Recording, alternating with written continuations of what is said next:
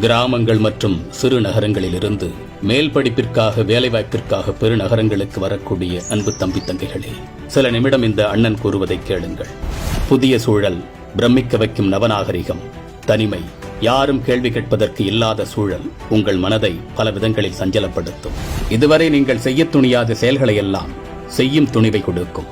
இந்த ஊரில் நம்மை யாருக்கு தெரியும், ஆகவே நாம் நினைத்தபடியெல்லாம் இருக்கலாம் என்ற எண்ணம் தோன்றும். இந்த எண்ணங்களை எல்லாம் மேலும் தூண்டும் விதமாக உடனிருக்கும் சில சாத்தான்கள் முடுக்கிவிடும். ஊர் நாட்டம் போல இருக்காத, பட்டிக்காடா ஏன் இருக்கிற, லைஃப் என்ஜாய் பண்றதுக்கு தான் என்று பல்வேறு விதங்களில் பேசி உன் தயக்கங்களை உடைக்கும்.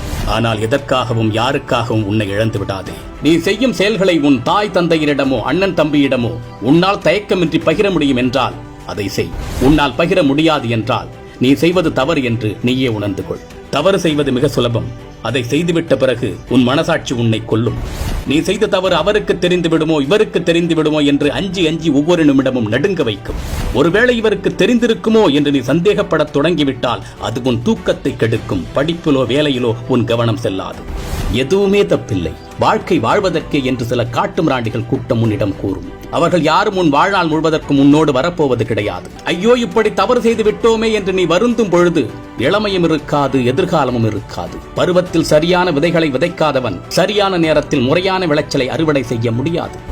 சோஷியல் ட்ரிங்கிங் தப்பில்லை, லிவிங் டுகெதர் தப்பில்லை, தப்பே தப்பில்லை என்று சில கழுசடை கூட்டங்கள் உனக்கு பாடம் எடுக்கும். அதன் பாதையை நாடாதே.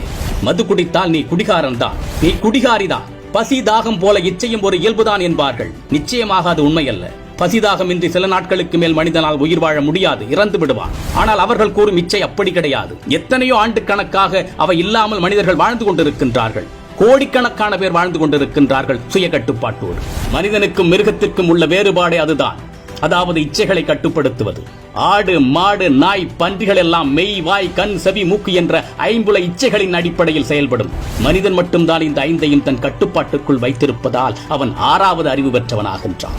உனக்கு 6 அறிவா 5 அறிவா என்பது உனது புறத்தோற்றத்தை வைத்து அல்ல, உனது அகத்தோற்றத்தில் இருக்கின்றது. என் அன்பு பிள்ளைகளே, எப்படியும் வாழலாம் என்பதற்கு மனிதனாக இருக்க வேண்டிய அவசியம் இல்லை. பொதுவாக தனிமையை விரும்பாதே. அது உன்னை புத்தனாகவும் ஆக்கும், பித்தனாகவும் ஆக்கும். உன் வயதிற்கு நீ புத்தனாவதற்கான வாய்ப்புகள் மிக குறைவு.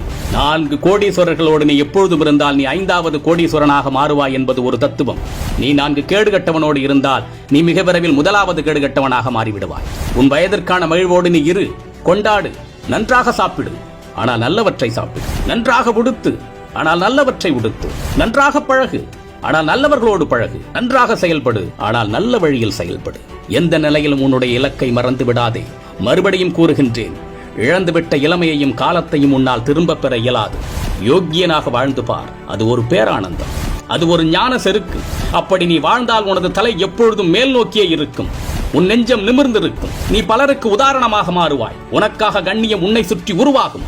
அது படிப்படியாக உன்னை தீமைகளில் இருந்து விலக்கி வைக்கும். நீயே பின்னாளில் உனக்கான அடையாளமாக மாறுவாய். ஒழுக்கத்தை விட்டு விடாதே. உனக்கு எப்பொழுதாவது மனதில் சஞ்சலம் தோன்றும் பொழுதெல்லாம் இந்த காணொளியை பார். இந்த சொற்களை எல்லாம் மனதில் அசைபோடு. இழந்து விடாதே உன்னை. மறுபடியும் அதை பெற முடியாது. நல்லதோர் சமுதாயம் உருவாகுவதற்கு நீதான் அடிப்படை.